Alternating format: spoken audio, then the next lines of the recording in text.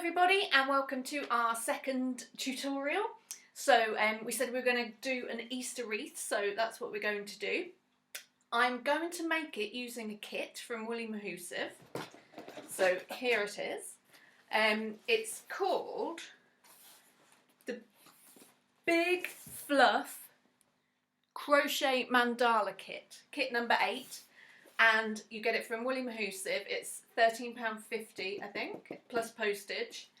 And they will send you everything you need to make this. So we've got one up on the wall here. This is in sky blue. Thanks, Rita. Nice demonstration.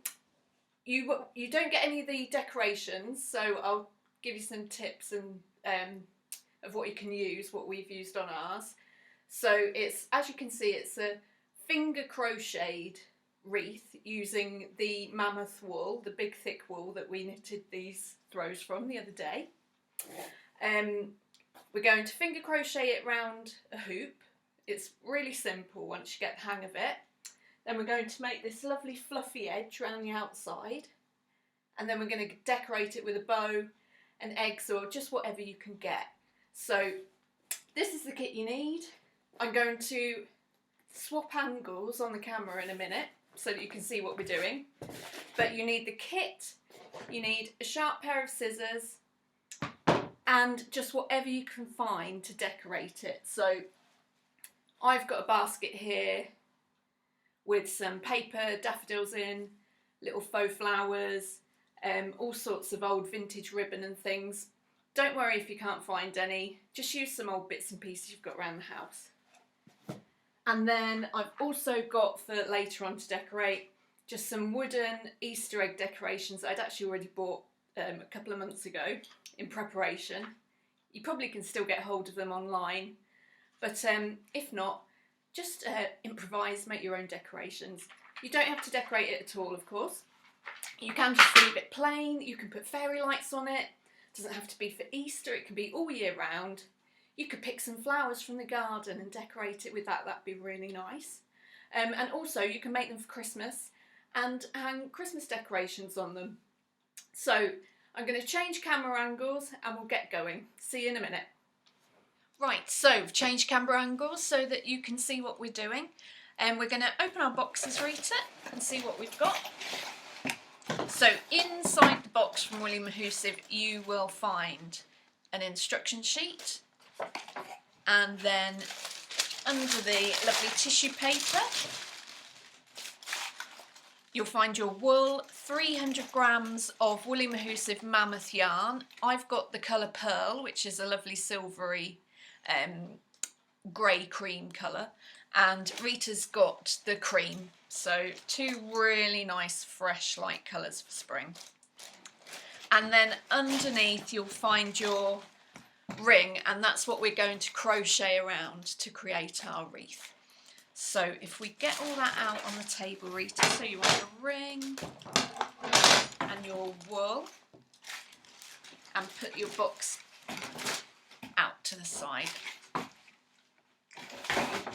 So mine has just come in one big load. Rita's is in 2 piles. So Rita, if you take the strings off yours.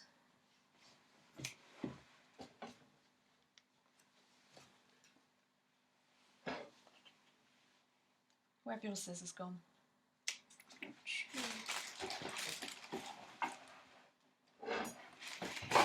Yeah. Okay, now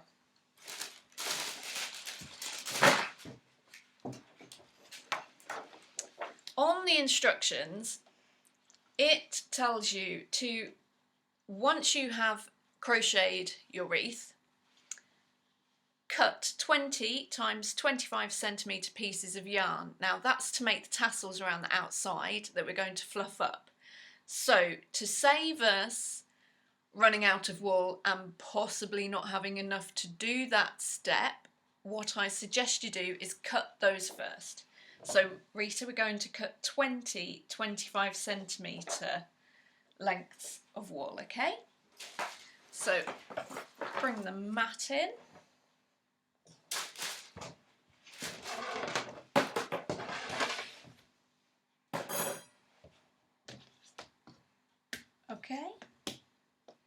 So we want centimetres.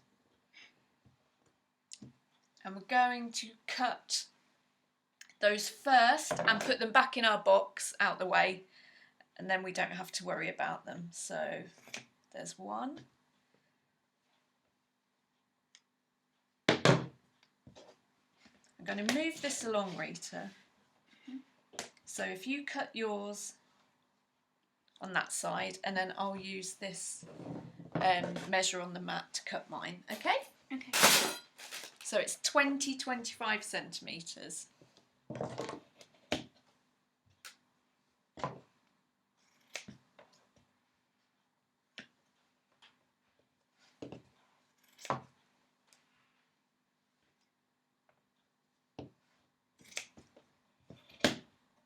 I'll come back to you when we've done those. You don't want to watch us cutting them all out. Hey, welcome back. So we've cut our 25 centimetre lengths. These are to make the tassels. So I'll just show you close up actually so that you know what I mean. This is the blue wreath that was on the wall. So the 20 pieces that we just cut are going to make these lovely fluffy tassels around the outside. Looks lovely, doesn't it? Help if I held it up the right way, wouldn't it? So this is what we're going to have at the end. So Rita, take your tassel pieces and put them in your box nice and safe. So we don't need those till later now. I'm just going to move this mat out of the way because you'll see what we're doing better if it's contrasted against this black surface. So Rita's got a little bit of wool left. Hers was in 2 bales, if you remember. So if you put that to one side and get your bigger one, and then this is all the wool I've got left,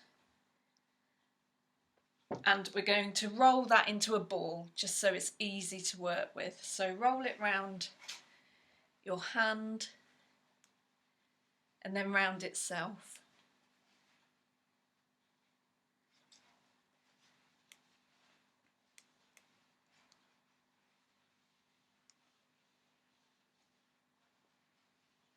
There we go. So that will make it easier for us to crochet it around the ring. We'll go a bit quicker, Rita, come on. Do it in the... so the camera can see. In fact, I'll take over. There we go. Cool. So, ring each, there you go.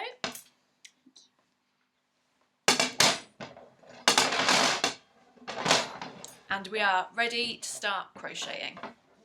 Okay, so now we're going to cast on, and we need to cast on 20 stitches around this hoop. And the way we do that is, to start off, you want to form a hoop, or rather a loop, sorry, with your wool and place it behind your hoop, like that.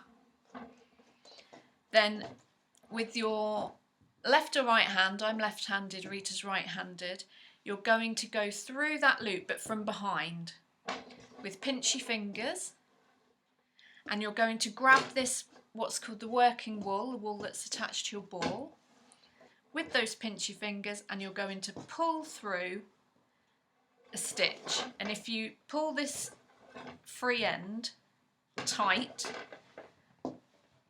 you will have a stitch like that. Yeah? Cool. So you then want to go through, that's stitch number 1 by the way. You want to go through with your pinchy fingers, and you want to grab your working wool, but because we want each stitch to be attached to the hoop, we need to make sure that the working wool is coming out from behind the hoop. And the way we do that is to put your ball of wool through the hoop, through the front like that. And it will be hanging down the back then. So you can just grab it again and and make stitch number 2. That's it. So just remember, every time you're going through front to back through the stitch, Rita. That's it. And your wool always needs to be put through the hoop. so that it's hanging down the back of the hoop. And can you see by doing that you're actually wrapping the wool around the hoop as you go. So there's 3, then through the hoop, grab with pinchy fingers, there's 4, then in we go again,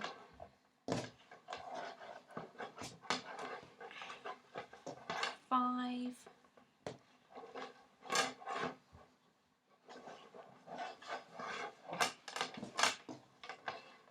6,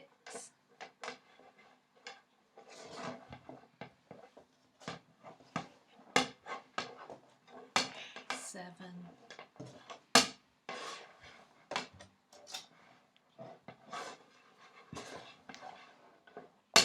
8,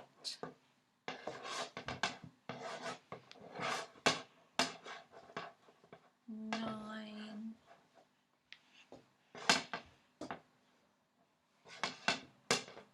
10. So we're halfway there, and as you can see we are forming a lovely plait around the hoop, and it's actually connected to the hoop.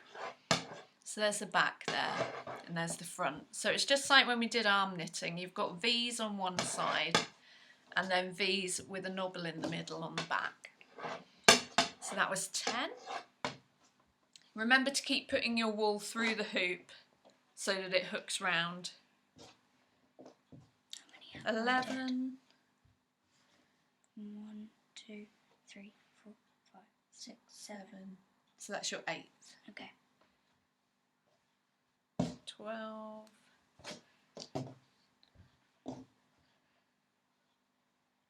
13. 14. 15.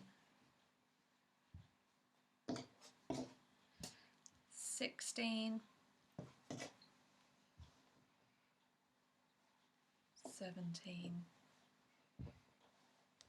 18. 19. 20.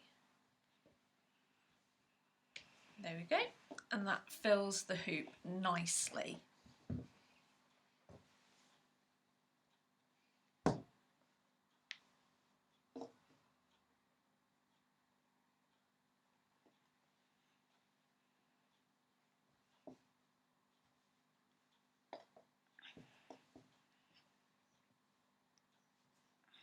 Do you know what number you're on now, Rita? I'm on 14, I think. Okay. 15.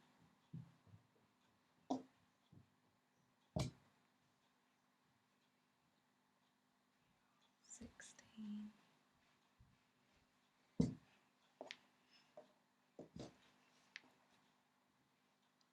17.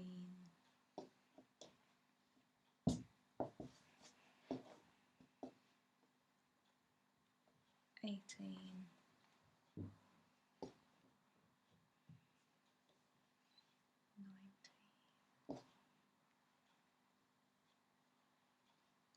20.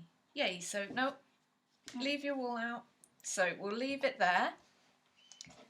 And now we're going to do our second row. So that's the first row, and we're going to go round again, but this time on the inside, so along here.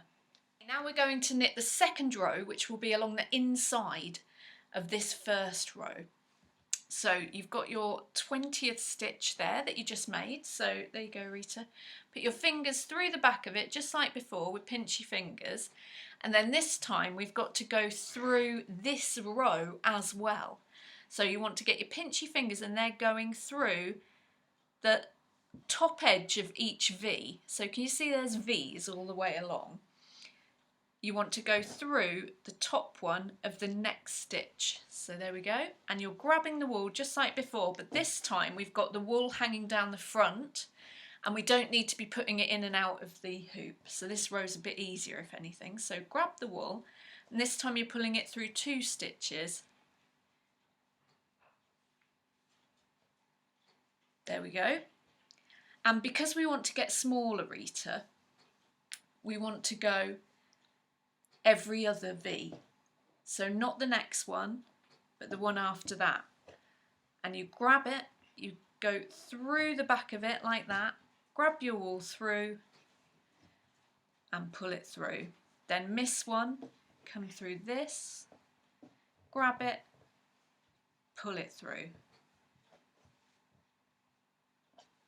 So remember to skip one every time because it's decreasing circles now. And you're going through the back, grabbing the wool, pulling it through, then through that stitch, through the V, just like that.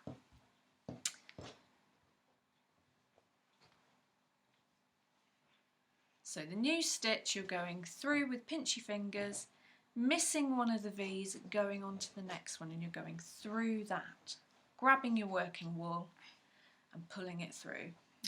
I think you're doing really well. Oh, you're running out? Okay, so my wool was all in one piece, do you remember? And Rita's came in two. And she's about to run out, so we're going to join hers with the bit that she had left when she made the tassels. So if you could pass that over, Rita, thank you. So if your wool comes in two pieces, you might have to do this as well. So literally just knot them together. And you'll have a knot, obviously, you'll have a join, but you can just hide that in your knitting.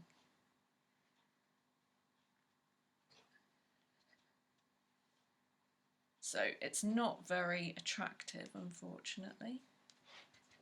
But we can put that at the back. So when you get to that knot, Rita, give me a shout. Okay. And we'll make sure that it's hidden at the side. Okay. So we're going through that stitch, grabbing the wool, pulling it through. And can you see you've got this second row forming? It's really pretty.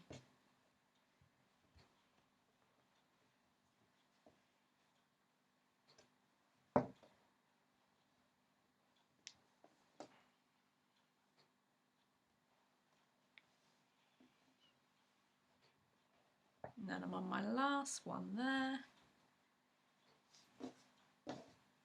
I've came to it. Okay, so just grab it as normal, Rita.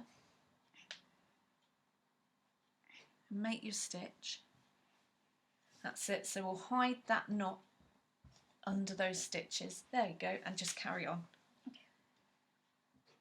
So I'm on my last stitch. I'm just going to wait for Rita to catch up. She's nearly there. I think it's just that one.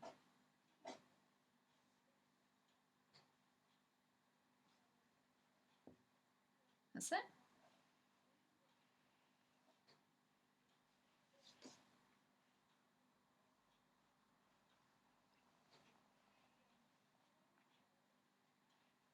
That's it.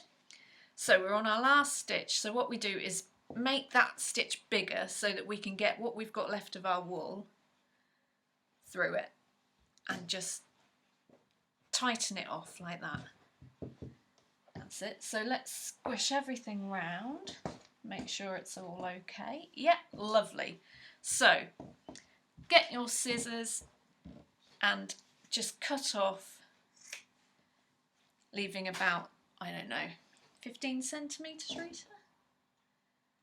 Do we cut off this one as well? No, we're going to hide these ends around the back. So there we go. So we've got two ends now, haven't we? We've got the one we've just done and the one where we cast on. So turn your wreath around to the wrong side. So that's what the other side looks like. You might prefer that. So whichever side you like best, turn it the opposite way. I'm going to keep it this way. So we're just going to tuck our ends in, just like when we did the arm knit blanket. We're just going to hide them by tucking them in and out, weaving them in and out of some stitches at the back, because nobody's going to see what's going on at the back here. So there we go, that's the first one hidden.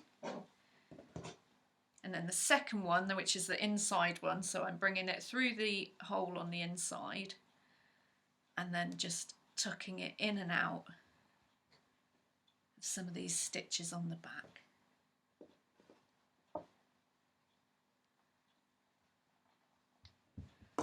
Okay, then turn it back the right way and just rearrange your stitches so that they are sitting really nicely around that ring.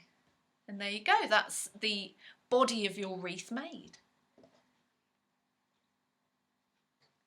So Rita's just finishing tucking that in. Lovely. So that'll do, Rita. Just tuck that end bit in. That's it. Turn it round the right way. And that's it. Just smooth all your stitches out. Move them around. Make them look nice.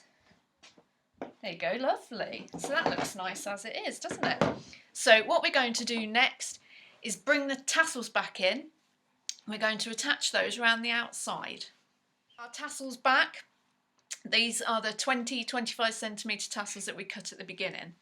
So with each of these pieces, we're going to fold them in half.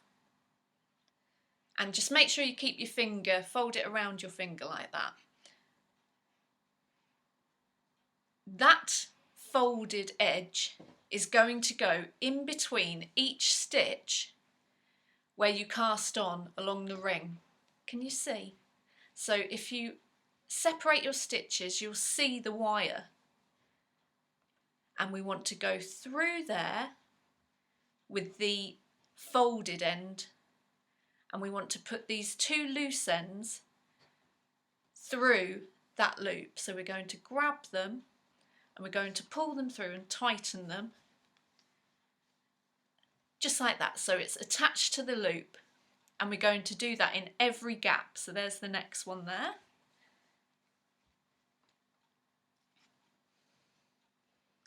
So I'm grabbing it with pinchy fingers, and then the pinchy fingers come through there, grab those loose ends, pull them through and pull them really nice and tight. There's the next gap, so in half, pull it through, find the gap, there we go, pull the loose ends through the gap and then pull it tight. Just carry on all the way around like that, Rita. Oh, you're doing a really good job there, it's looking lovely already. So we'll just do this one.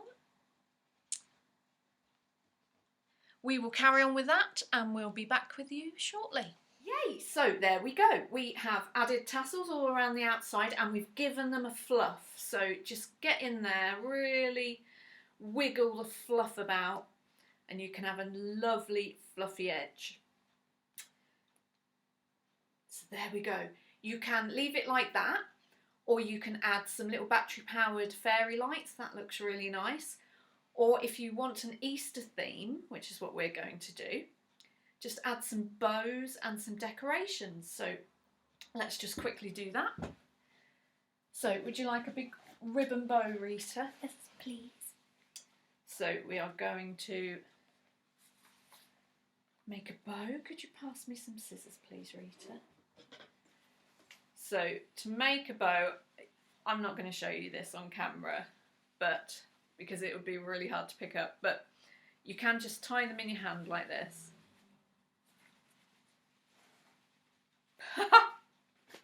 She says. So I'm pinching it, wrapping it round, pulling it through the other side.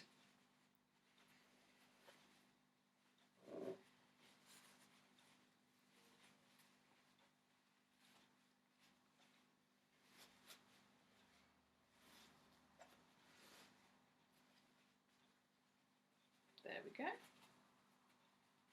So this is just a real vintage ribbon. I've got loads of haberdashery hanging around, obviously, because that's what I do. But you might have some ribbon that you just took off an old present and you've kept, or a little scraps box. Just find whatever you can. There you go. So I've cut little V's in the bow there. There you go, there's one for you. And then I will make one too.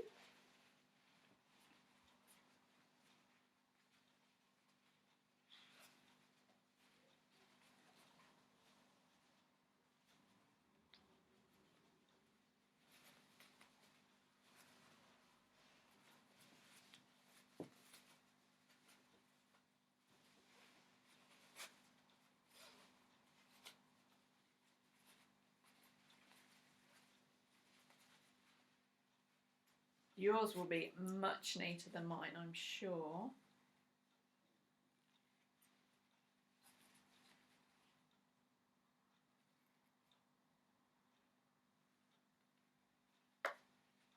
There we go, nice little bow. And then I've got some little wooden eggs here that you hang on little twig trees. So just grab a couple of those, Rita, whichever colour you fancy. And then I've also got these really nice little Happy Easter decorations. So I'm just going to group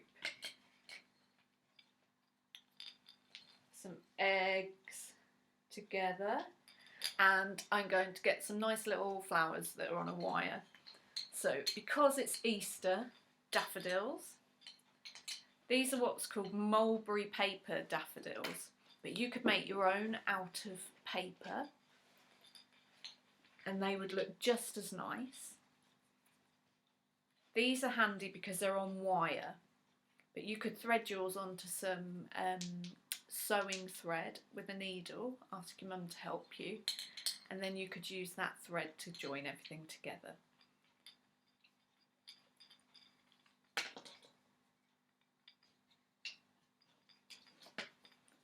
So I'm going to use the wire of these flowers just to wrap around all those strings, keep them all tight together.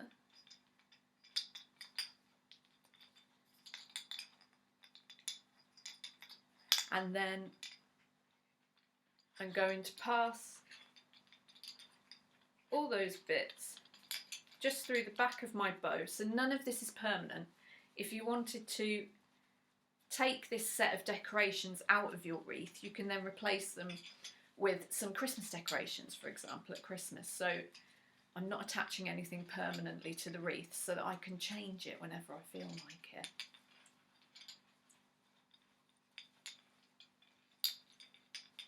So I've put the wire of the flowers and all the strings that the ornaments are attached to through the back of my bow, and then I've got the wire and the string, and I'm just going to poke that through my wreath.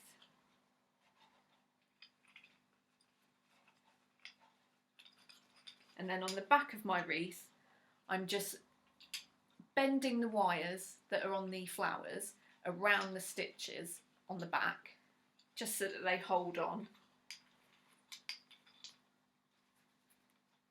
And there we go, just a nice little Easter decoration to your wreath. And like I said, when it comes around to Christmas, you can do a Christmas selection with a nice red and green bow and some baubles. That'd look really nice.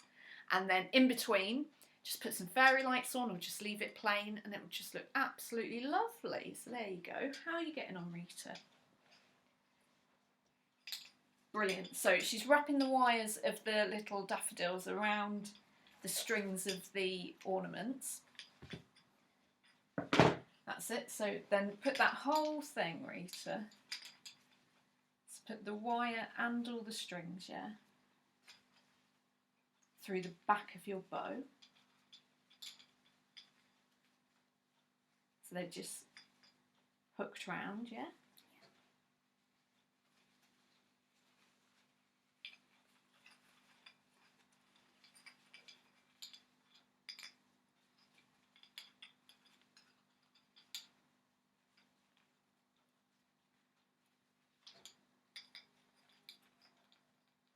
There we go, so that you've got them all grouped together. And then take that wire, Rita, and just poke it through your wreath. So I'll hold it up because we're not doing it on camera, are we? So there you go. So wherever you want it, down the bottom, I would say. There. Okay, so poke it through. And then on the back, can you see the wire from the flowers now poking through? Perhaps can't see it because this is so bright, but it is poking through. So I'm just pulling that tight and I'm wrapping it around one of the stitches at the back, Rita, just to hold it. So there we go. There you go, Rita. So it's lovely and vintage and shabby chic and just lovely for Easter. So there you go, Rita. Let's hold them both up. So there you go. That's how you make the Big Fluff Mandala kit from Woolly Mahoosive, and also how you can give it a little Easter theme. So that's it from me and Rita. Hope you've enjoyed that, and we'll see you soon with something else crafty. Take care. Bye.